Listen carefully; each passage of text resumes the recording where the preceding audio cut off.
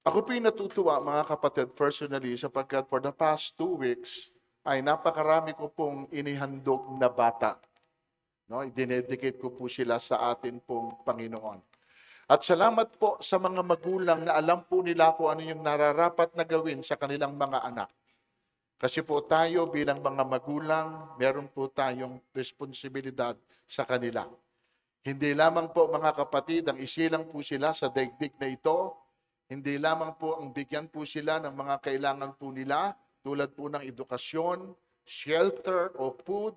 Hindi lamang, mga kapatid, ang buhayin po sila. Ang pinakamahalaga po na responsibilidad po natin ay yung ma-introduce po natin sa kanila ang Diyos. Dahil kung hindi po nila makikilala ang Panginoon, anong mabuting bagay ang gagawin nila? Anong magandang bagay ang mangyayari po sa kanila? Kung bakit ko po ito binabanggit, dahil meron po sa Bible na yung mga sumunod na saling lahi o yung tinatawag po nating next generation ay hindi po nakakilala sa Diyos. At dahil po doon, tingnan po natin yung nangyari sa kanila at yung ginawa ng Panginoon sa kanila. At yan po ang atin pong pag-uusapan ngayon sa mensaheng pinamagatan ko pong A Generation that Did Not Know God. The generation that did not know God. Ang teksto po natin ay nasa Judge o Hukom chapter 2 verse 6. Pinalakad na ni Josue ang mga Israelita papunta sa lupaing nakatalaga sa bawat isa. Naglingkod sila kay Yahweh hanggang buhay si Josue at ang mga pinunong lubos na nakababatid ng kabutihang ginawa ni Yahweh sa Israel. Gusto ko makita po ninyo yung praise na yon. Okay? Naglingkod sila kay Yahweh hanggang buhay si Josue. At ang mga pinunong lubos na nakababatid sa kabutihang ginawa ni Yahweh. May mga pinunong nakababatid. Verse 8, namatay si Josue sa edad na 110 years o isang 110 taon. Inilibing siya sa Timnath Heres, isang lugar na sakop ng kanyang lupain sa kaburulan ng Ephraim, sa gawing hilaga ng bundok Gaas. Verse 10, namatay rin ang lahat na kapanahon niya, yung mga nakasama po niya, at natira ang sumunod sa saling lahi na walang nalaman tungkol sa kabutihang ginawa ni Yahweh sa Israel. Mga kapatid, tanong, ano po nangyari? Bakit po yung mga sumunod kay Josue sa kanila, nung mamatay po si Josue o si Joshua, ano po ang nangyari dun sa next generation?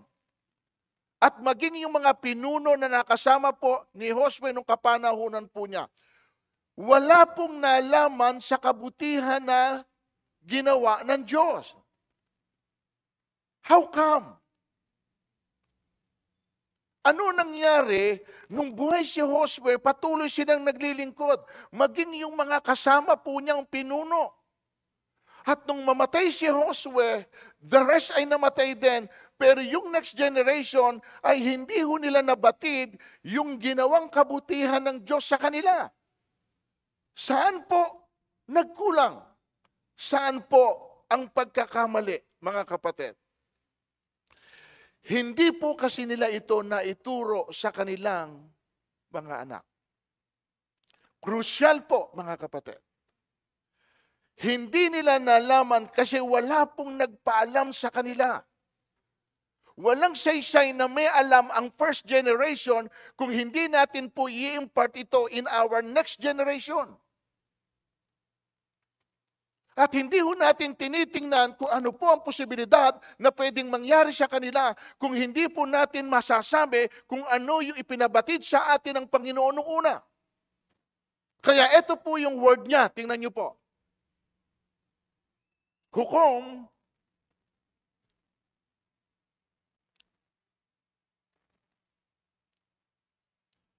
pinalakad ni Josue ang mga Israelita papunta sa lupain na katalaga sa bawat isa. Naglingkod sila kay Yahweh habang, naulit ba tayo? Ayan. Sorry, 6:11. Kasi 6:11. Parang nasira po, Popya Dan. Ito po, 6:11, ang mga Israelita ay gumawa ng masama kay Yahweh. Naglingkod sila kay Baal.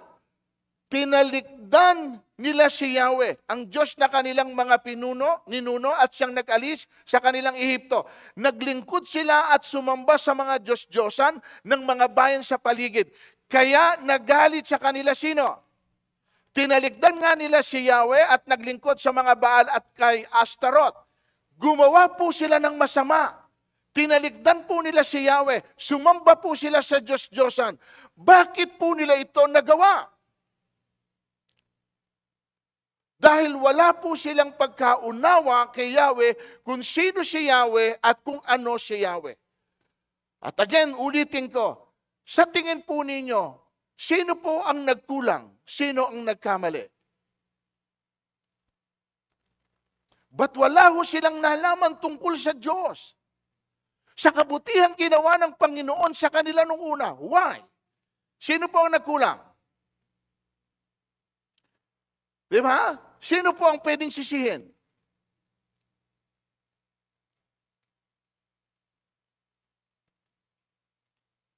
Ang pwede nating sisihin dito ay yung nakakaalam. Pero wala po silang sinabihan. Maging ang kanyang pamilya, mga kapatid. At kung, ito, pakinggan niyo po. Ito po ang danger dito. Kung hindi po natin madadala sa pagkaunawa ang ating mga anak tungkol sa Diyos, responsable po tayo dito. Tayo po ang may kasalanan kung bakit po sila magkakaganon na wala silang alam. Kaya huwag po nating isisisi sa iba kung sakali man na may nangyayari sa anak mo na ang controllable tayo. Masakit sa loob natin kapag kami anak tayong napapariwara. May miyembro tayo ng pamilya na gano'n ang nangyayari sa kanya. Hindi natin yung gusto. Walang magulang na hinangad sa kanyang anak na mapariwara ang kanilang mga anak. Amen. Pero bakit sa kabila na gano'n po yung atin pong pagmamahal, pagmamalasakit, yung pagkalinga, hindi naman tayo nagkulang sa mga paalala, bakit po sa kabila nun ay meron pa rin pong mga nangyayaring gano'n?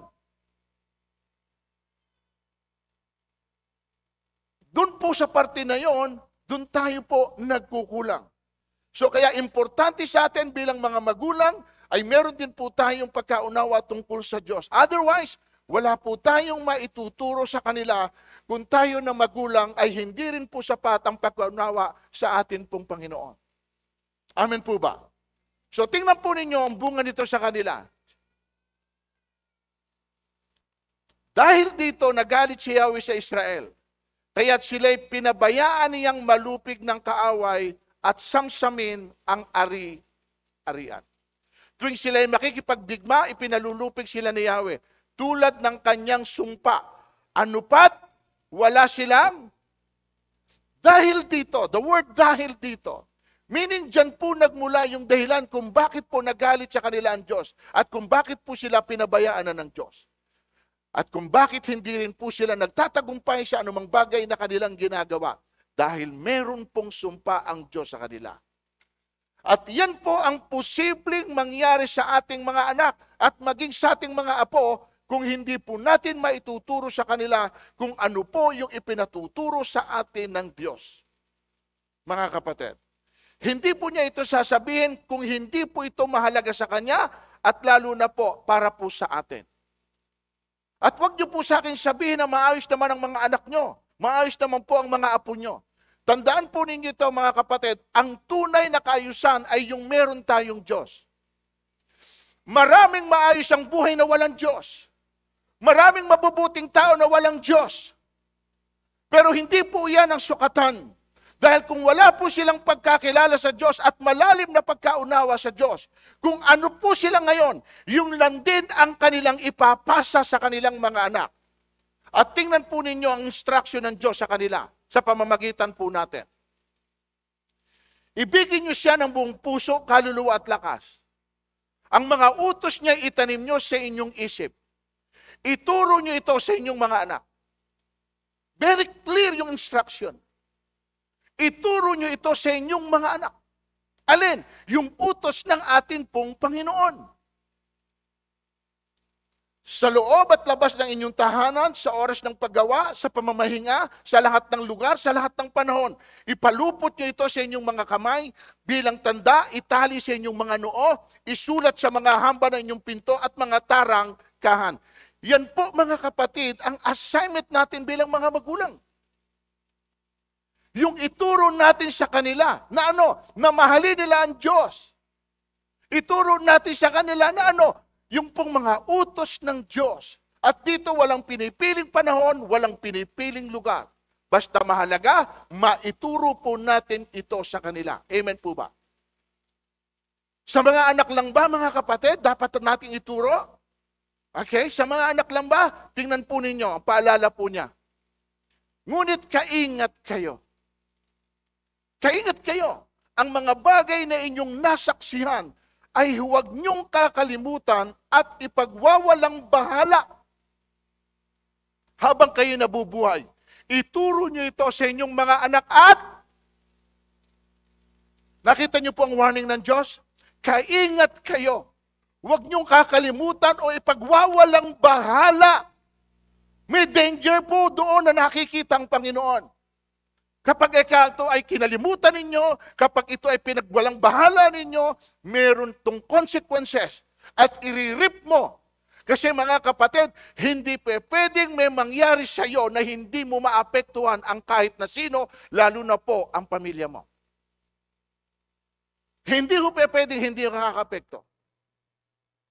Lagi po nating maapektuhan ang sino man sa atin, depende kung sino po ang nadadamage. So therefore, mga kapatid, dito may ilan po akong nakita sa atin, nakasalalay sa ating mga magulang kung ano sasapitin ng ating mga anak at ng ating mga apo. Dito, marami na rin po kayong mapapansin na silang lahat, as a whole family, magkakasama na sumasamba sa Diyos. Palakpakan nga natin yung pamilya na yun. Halos yung entire family po nila kasama, mga bata pa lang kasama po ng mga magulang na sumasamba po sa atin pong Panginoon. Maaga pa lang ipinamumulat na nila sa kanilang mga anak, maging sa kanilang mga apo, ang kahalagahan na mayroon pong Diyos. Yung magkaroon po sila ng takot sa Diyos at matuto silang sambahin ang Diyos. At kung hindi man nila naintindihan for now, yung bagay na ginagawa nyo para sa kanila, kasi to be honest, hindi naman po maunawaan ng ganitong bata, bakit kayo pumupunta, bakit kayo sumasamba. But later on, kapag po siya ay tumagal na at lumalaki na, doon na po niya maunawaan na kaya pala ako dinadala ng magulang ko sa iglesia o sa church, sapagkat gusto pala nahubugin ako ng Panginoon, ng magulang ko, na mahubog ako ng Panginoon dito, sa pagkaunawa kung sino ang atin pong Diyos. So at kung hindi man mga kapatid, mangyayari yan. Ayan, meron po tayong pananagutan. So, isama po natin ang atin pong mga anak. Deuteronomy 11, kailangan, nakita niyo yung word? Kailangan nga ang mga utos na ito itanim nyo sa inyong mga puso't isipan. Ipalupot ninyo ito sa inyong mga kamay bilang tanda, itali sa inyong noo. Ituro nyo ito sa inyong mga anak. Kapag po ang sentence, ang pangungusap ay paulit-ulit, repeatedly na binabanggit, binibigyan po ng emphasis dito yung kahalagahan para hindi natin ito makalimutan. Okay po? So, verse 20, isulat ninyo ito sa inyong mga pintuan, 21, upang kayo at ang inyong mga anak ay mabuhay na sa lupaing ibibigay niya sa inyo. Sabi dito, kailangan. Ano ang kailangan again? Kailangan ituro sa ating mga anak. So anong layunin at dahilan? Upang tayo daw ng mga magulang at mga anak ay mabuhay ng? Bakit kailangang matagal? Para ma-enjoy daw natin ang isa't isa bilang pamilya. Amen. Kung paano daw mamuhay na may Diyos, mabuhay na kasama ang Diyos, mabuhay na may pabor ang Diyos, Mga kapatid, gusto ng Diyos na ma-enjoy natin yung mahabang panahon. At para mangyari yon, yung tinuturo niya sa atin ngayon, ituro natin ito sa ating mga anak. Kapatid, kahit gaano kaganda ang buhay mo, kapag may isang miyembro ng pamilya mo ang hindi na sa magandang kalagayan, titiyakin ko sa iyo, hindi ito magbibigay ng joy sa puso mo. Ikaw, probably, masaya. Pero pag nakikita mo, mayroon kang isang miyembro ng pamilya na hindi na iayos ang buhay, hindi na itama ang buhay, at parang palayo sa Diyos, at parang papatungo sa kapahamakan, kapatid, kung meron kang dapat iiyak, walang iba kundi sila. Paano nangyari yon? Kasi nagkulang tayo. Nung bata pa lang sila, hindi natin naimulat sa kanila kung anong dapat nilang gawin. Nasa atin pong lahat, mga kapatid, sa atin nakapasan, sa atin nakasalalay, yung pong magiging kalagayan ng ating mga anak. At huwag niyong hahayaan yon hanggang nasa poder ninyo, hanggang kaya niyong kontrolin sila sa gusto niyo na mangyari sa kanila. Dahil oras na lumaki na sila, lumabas na sila saan? Sa umbrella ninyo, hindi nyo na sila kayang kontrolin. May sarili na po silang desisyon, may sarili na silang buhay, at kahit nakikita mong hindi na tama ang kanilang ginagawa, hindi mo na sila masaway, sapagkat sasabihin sa iyo, buhay namin. At tingnan nyo mga kapatid, yung benefit kapag naituro po natin ito sa ating mga anak. Tingnan nyo, Joel. Isalay sa inyo ito sa inyong mga anak. Sila naman ang magsasalaysay sa magiging mga anak nila. At ang mga ito namang mga anak mo, ang magsasabi sa susunod pang lahi, maging sa iyong mga apo. Nakita niyo yung sequence? Kapag merong kwento, may ikukwento. Amen. Hindi pwedeng magkwento ka na walang nagkwento sa iyo. Anong ikukwento mo? At kung meron ka ipinaranas sa anak mo, karanasan po mula sa Diyos, yung anak mo na nakaranas po sa Diyos, yung din ang sasabihin niya dun sa next generation niya, kung paano niya naranasan ng Diyos, yun din ang gusto ko na maranasan ninyo. Kapatid, minsan, kapag naghahandog ako, ito tinatanong ko madalas. Sino sa inyo ang merong isang karanasan, unforgettable moment, na masasabi mo na hindi mo makalimutan na kasama mo ang papa mo at kasama mo ang mama mo?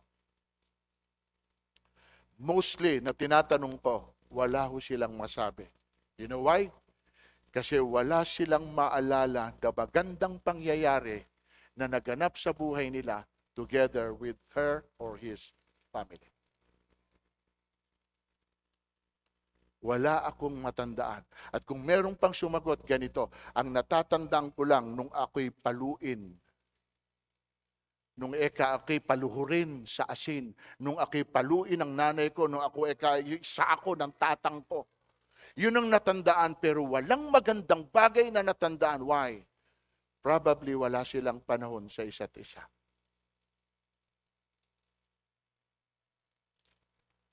Kapatid, dun sa mga bata pa lang, ng bata pa rin ang mga anak ninyo, mag-create kayo ng isang pangyayari na nauunawaan na ng anak mo yung bagay na ginagawa ninyo. If ever na may magtanong sa kanila, at ganito ang tanong, meron ka bang natatanda ang pinakamagandang moment na masasabi mo na nakasama mo papa mo, nakasama mo mama mo, sa isang okasyon o sa isang lugar na kung saan ay nagpunta kayo na hindi mo makakalimutan? Wala hong second thought. Biglang lalabas sa bibig niya. Why? Sapagkat bata pa lang siya, hanggang sa edad niya ngayon, wala siyang hindi tinatandaan, kundi yung pinakamagandang moment na yon na naganap sa kanyang buhay. Karanasan. At kung meron tayong napakagandang ipamana sa ating mga anak, hindi po ang kayamanan. Hindi ko sinasabing hindi yung kailangan. Pero ang kayamanan minsan ay papamana mo sa kanya, yun pa mismo ang magpapahamak sa kanila kung hindi nila kayang i-manage yung ibibigay mo sa kanila. Pag-aawayan pa nila yon na magkakapatid. Tama? Pero yung maipamana mo ang Diyos sa mga anak mo. Merong kwento dyan. Napaka-milyonaryo yung ame. Namatay. Meron siyang isang anak.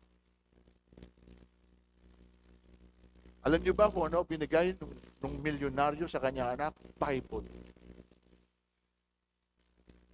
Hindi ho naunawaan nung anak. Bakit Bible ang ibinigay? Puisit yung anak. Kay milyonaryo, tatay ko, Bible ang binigay siya. Ano makukuha ko dyan? Inihagis yung Bible. At namuhay siya, nawala. Ganun ang nangyari. Ala siyang tinanggap na kahit na ano mula sa kanyang ama. Kundi tanging Bible lang. Nagtataka siya, nasa ng kayamanan ng tatay. So nabuhay siya sa paraan na gusto niya. Hanggang siya naghirap. Tapos nung wala na po siyang magawa, naalala niya, nang binigay sa kanya ng kanyang ama. Binalikan niya yung Bible. Nung tingnan po niya yung Bible at biglang binasa po niya, sinimulan niyang basahin, meron po palang nakaipit doon na kung saan nakalagay doon sa inipit ng ama yung lahat ng mana na pwede niya makuha. At nagkaroon siya ng pagsisisi. Bakit? Sana hindi ko naranasan yung long period ng paghihirap kung sa umpisa pa lang ay sinunod ko yung tatay ko na tinignan ko yung Bible na ibinigay niya sa akin. Doon pala niya inipit yung lahat ng kayamanan para sa akin. My point is this, bakit sa Bible? Dahil gusto ng Ama, kung ano man yung tatanggapin niya, nakabase saan? Sa Diyos, sa salita ng Diyos, sapagkat ang pundasyon, kapag ka sa Diyos po nang galing, hindi ka pwedeng mapariwara. Amen? Minsan, hindi natin alam na naroon pala yung kayamanan. Yun pala yung the best inheritance na pwede nating makuha sa ating mga magulang. Kahit sabihin natin hindi na material na bagay. Nak, wala akong pwedeng ibigay sa iyo. Nak, mahirap lang ang papa mo. Mahirap lang ang mama mo. Pero meron akong pwedeng iwanan sa iyo. Ano yun? Yung ibinigay ko kung paano nyo nakilala ang Diyos.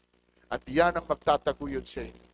Dahil kapag may takot kayo sa Diyos, naniniwala ako hindi kayo mapapariwara. Bakit? May takot kayo sa Diyos. Kapag guided kayo ng Panginoon, alam ko hindi kayo maliligaw dahil may Diyos na gumagabay sa inyo. Lahat ng magagandang bagay na pwedeng mangyari sa iyo, yan ay nasa kamay ng Diyos.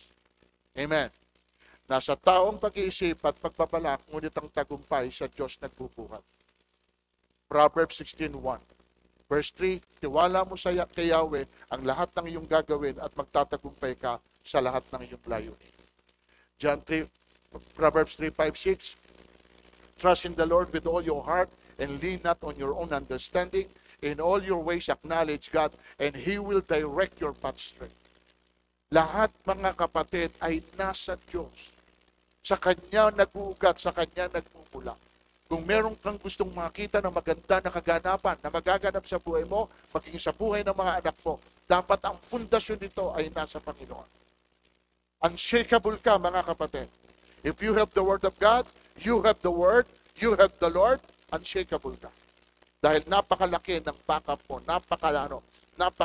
makapangyarihan yung kung nagbabackup sa atin na nagsasabing, iingatan kita at hindi kita iiwanan kahit na kailan. Amen? Mga magulang, kalooban ba ng Diyos na ilapit natin ang ating mga anak? Tingnan po natin. May nagdalang ng mga bata kay Jesus upang hilinging ipatong niya sa mga ito ang kanyang kamay at ipanalangin. Ngunit pinaglikhaan sila ng mga alagad. Dadapot sinabi ni Jesus, hayaan niyong lumapit sa akin ang mga bata. Huwag niyo silang hadlangan, sapagkat sa mga katulad nila naghahari ang Diyos. Ipinatong niya sa kanila ang kanyang kamay, saka umalis. Hayaan niyo silang lumapit sa akin. Huwag niyo silang hadlangan. Mga kapatid, yun ang sabi ng Panginoon. Paano ba natin pwedeng hadlangan ang ating mga anak na lumapit sa Diyos? Paano natin pwedeng hadlangan?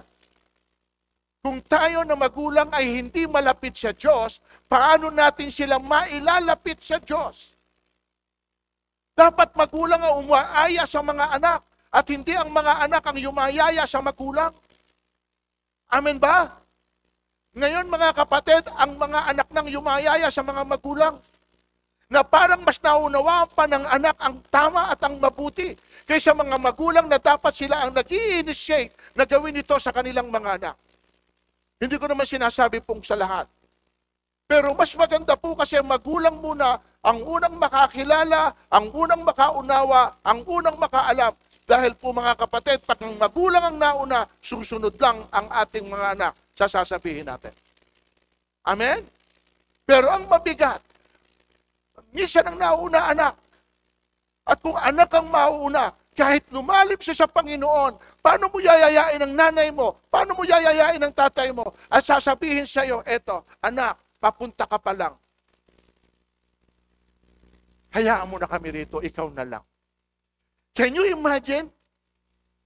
Anong reasoning yung merong ganon? Na yung anak mo na nakakaunawa, anak mo na nakikita yung maganda na pwedeng mangyari sa buhay niya at maging sa buhay ninyo, tayo mismo ang humahat lang at pumipigil sa kanila na gawin ito. Ito po ang payo ng salita ng Diyos. Mga anak, sundin ninyo ang inyong magulang, alang-alang sa Panginoon. Sapagkat ito ang nararapat. Igalang mo ang iyong ama't ina. Ito ang unang utos na may kalakip na pangako. At ganitong pangako, ikaw ay giginhawa. Hindi pwedeng hindi mangyari yan sa anak.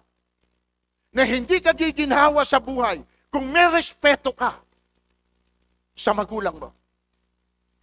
Hindi ko sinasabing perfect ang mga magulang natin in all their ways. Pero hindi ikaw magiging ikaw, not because kung hindi sila. Tama po.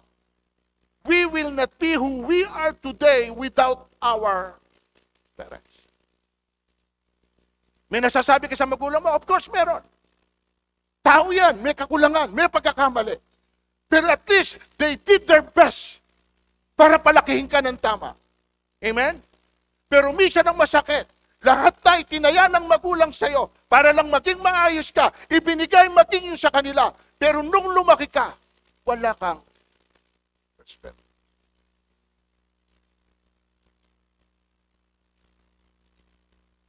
Ngayon, ano yung expect mo? Kikinhawa ka? I don't think so.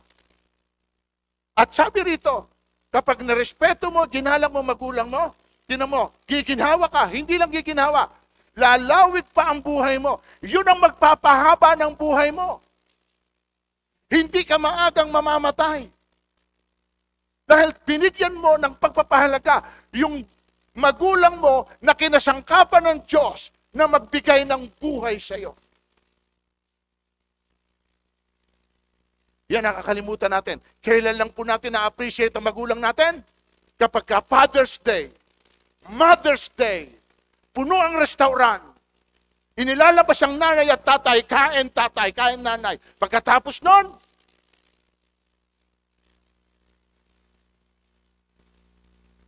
kapatid, kayong nakakaalam. Iisa lang yan. Hindi mo pwedeng ulitin na magkaroon ka ng ina, nagkaroon ka ng ama.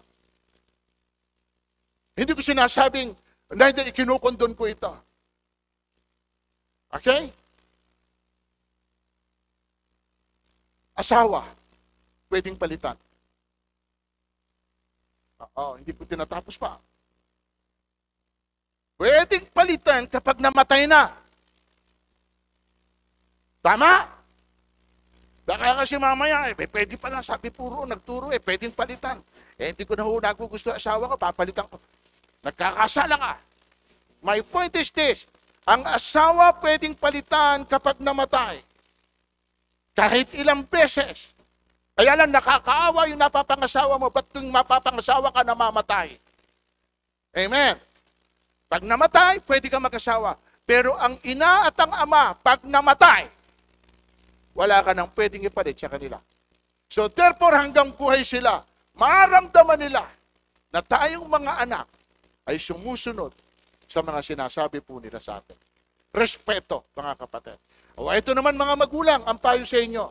Mga magulang, Huwag ninyong ibuyo sa paghihimaksik laban sa inyong mga anak. Dahil sa malabis yung kahigpitan. Sa halip, o tinan yung pattern, palakihin sila sa tuntunin at aral ng hindi lumalayo. Ibinabalik pa rin lagi sa atin, palakihin sila sa tuntunin at aral ng Panginoon. Yan ang katungkulan natin. Amen. Madalas po ganito ang nangyayari sa church. Inihandog yung pong bata.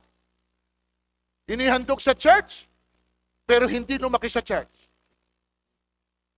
Tanggapin man natin o hindi, sa buhay na ito, 3 beses kang dadaan sa church.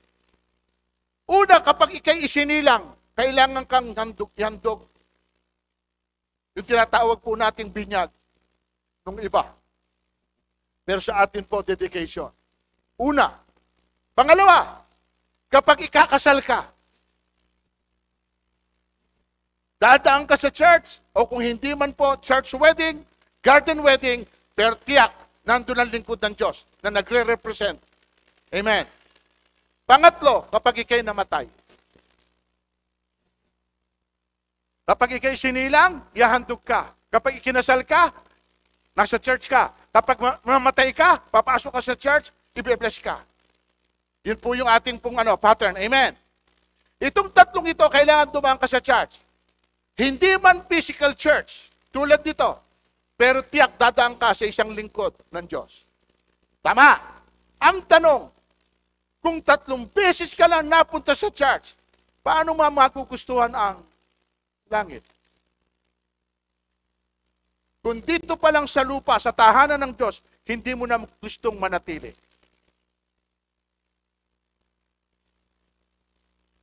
Mga kapatid, tandaan po ninyo ito. Lahat po ng nangyayari sa atin dito sa lupa ay anino lang ng mga mangyayari saan? Sa langit. All truth is parallel. Kung gusto nyo na makasama ang Diyos doon sa langit, dito pa lang iparamdam nyo na sa Diyos na gusto nyo siyang makasama. Kung sasabihin nyo sa akin na sasambahin natin ang Diyos sa langit, dapat dito pa lang sumasamba ka na. Kung sasabihin mo sa akin na paglilingkuran mo siya sa langit, dapat dito pa lang naglilingkod ka na. Yung ginagawa natin dito, itutuloy lang natin kapag tayo ay naroon na saan? Sa langit. Anino lamang itong ginagawa mo. Pero ang kaganapan niyan ay nandoon sa piling ng Diyos.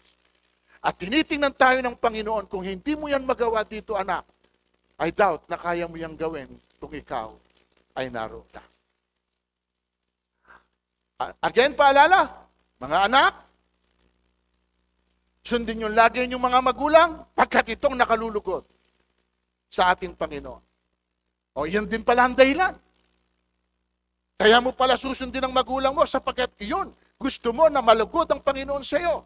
O, ito naman, verse 21, mga ama, huwag niyong kagagalitan ng labis ang inyong mga anak.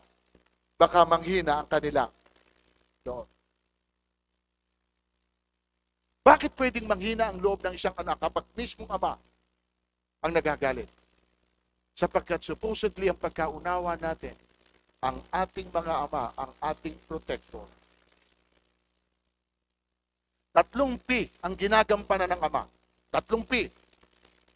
Protector, provider, priest.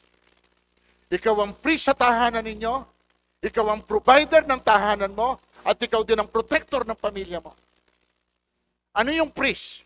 Ikaw ang magtuturo sa kanila ng tungkol saan? Sa Diyos. Ano yung provider? Ikaw ang maghahanap buhay para i-meet ang kanilang pangangailangan. Ano yung protector? Walang pwedeng mangyari sa pamilya mo na hindi dadaan sa iyo. That is your role as a husband, as a father. Huwag mong kakalimutan niya. Ang nakakalimutan ng tatay, ito, yung pagiging priest. Yung provider, given yan. Yung protector, hindi mo kailangan sabihin yan. Dahil sino mang sumaling sa pamilya niya, tiyak papatayan.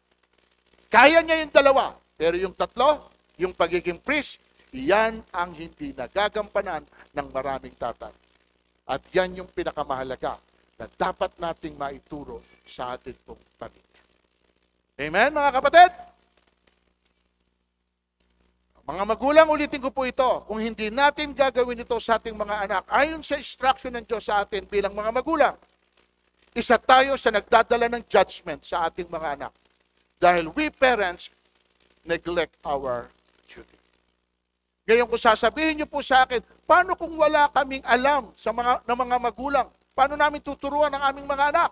O tama po kayo, pero hindi pa po huli ang lahat. Kung hindi po niyo sila kayang turuan sa sarili niyo, ang gawin po ninyo, dalhin po ninyo sila sa church. Hayaan po natin silang makarinig ng salita ng Diyos. Kaya nga meron po tayong children ministry, meron po tayong youth ministry, at kung malalaki na po ang ating mga anak, ipasa po natin sa mga light leader po natin, sa mga pastor natin, na pwedeng gumabay at magturo sa kanila. Ngayon kung sasabihin niyo po as an excuse, paano kung hindi na naman mag-behave ang aming mga anak? May isasagot pa rin po dyan ang salita po ng Diyos. But before I give it to you, let me ask you this question. Mahal niyo po ba ang mga anak niyo? Of course, wala namang hindi nagmamahal sa kanilang mga anak. At dahil mahal po ninyo ang inyong mga anak, ito sinasabi ng salita ng Diyos. Ang mapagmahal na magulang, ano dapat gawin? Pagkat ang supling na minamahal,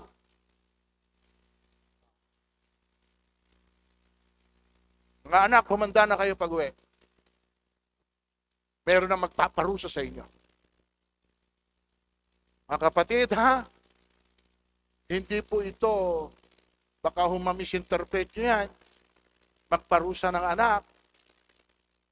Ang pinaparusahan lang ay yung may pagkakamali.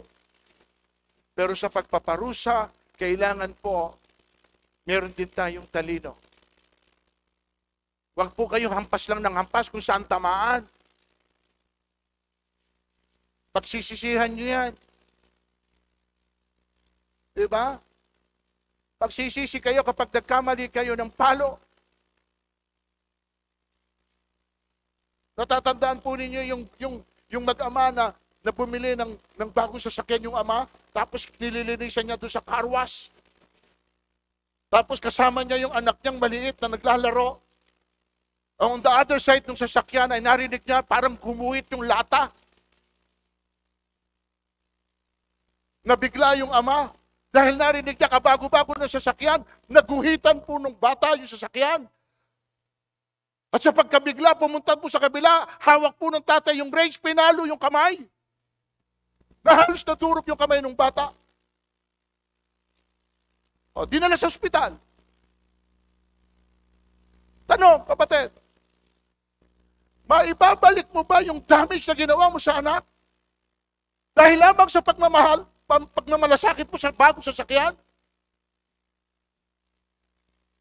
Kaya mong ipagpalit. Yung sasakyan, maluluma yan. Pwede mong ibenta, pwede mawala yan. Pero yung anak mo, na na-enjoy yung bagay na ginagawa, akala niya, tama yung ginagawa niya dahil nagkakarwas ka. Ano ibig sabihin?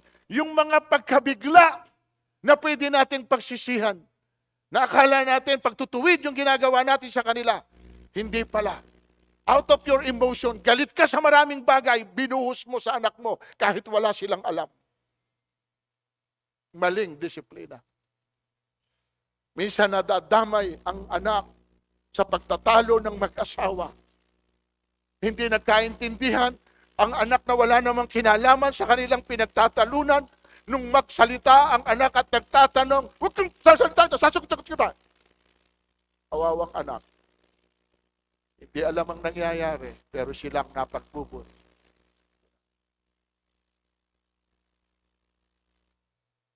So mga anak, unawain na lang ninyo ang mga nanay at tatay nyo. Sadyang mainit ang kanilang mga ulo.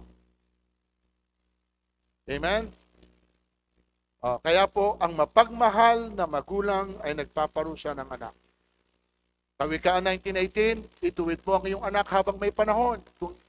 Kung hindi, ikaw pa ang nagtulak sa kanya. Ikaw ang nagpahamak sa kanya. Pag hindi mo, naituwid sila ng maaga. Sabi ko ay ganito. Pakinggan niyo mabuti. Mas mainam na umiyak ka ngayon kaysa darating ang araw, ikaw. Mas mainam ika na paiyakin mo sila ngayon. Yung mga anak mo, paiyakin mo sila ngayon. Kaysa darating ang araw, ikaw ang kanilang tungtungan. Naintindihan niyo? Ikaw na magulang, paiyakin kita ngayon.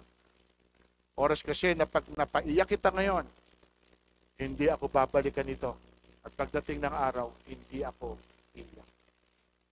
Kasi pag hindi mo siya pinaiyak ngayon, paiyakin kayo pagdating ng araw. Hindi na natin kayang sawayin. Likas sa mga bata ang pagiging pilyo. Likas. Likas. Ngunit sa pamamagitan ng palo, sila ay natututo.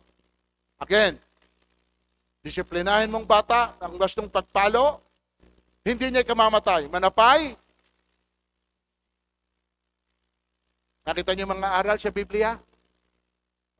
Awikan 29:15, magbibigay ng aral ang pamalo at saway, ngunit ang batang pinalayaw ay verse 17, ang anak mo ay busigin sa pangangaral at pagdating ng araw, siya iyong karangalan. And here is my conclusion. So I close this with the promise from Proverbs 23. Ang ama ng taong matuwid ay tigip ng kagalakan. Ipinagmamalaki ng ama ang anak na matalino. Verse 25. Sikapin mong ikaw ay maging karapat-dapat ipagmalaki ng iyong mga magulang at matutulutan mo ng kaligayahan ang iyong ina. Sikapin mo ng mga magulang mo ay maging proud sa iyo.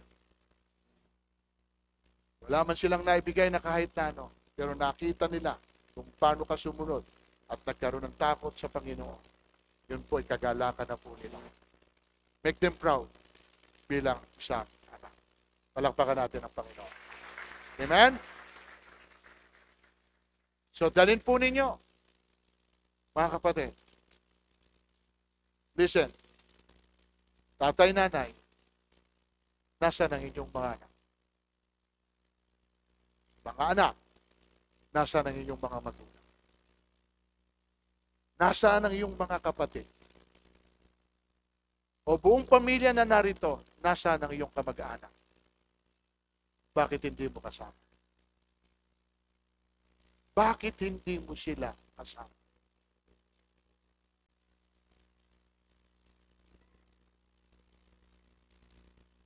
Anong langit meron ka if ever naligtas ka ng Panginoon at nadala ka sa langit? Anong langit meron ka kung isa sa minahal mo rito sa lupa bilang pamilya, hindi mo nakasama?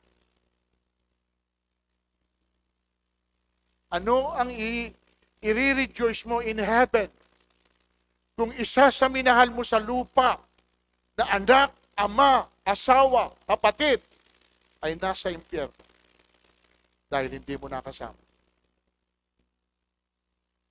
I don't think may enjoy mo lang. Kasi dapat, gaya ng sinabi ni Joshua, Joshua 24:15, as for me and my house, we will serve the Lord. Dapat po mga kapatid, ang lahat ng sumasamba sa Panginoon, huwag pumayag na hindi kasama ang buong Panginoon. Lalo na kayo ng mga magulang. Amen? Palakpakan natin ang Panginoon.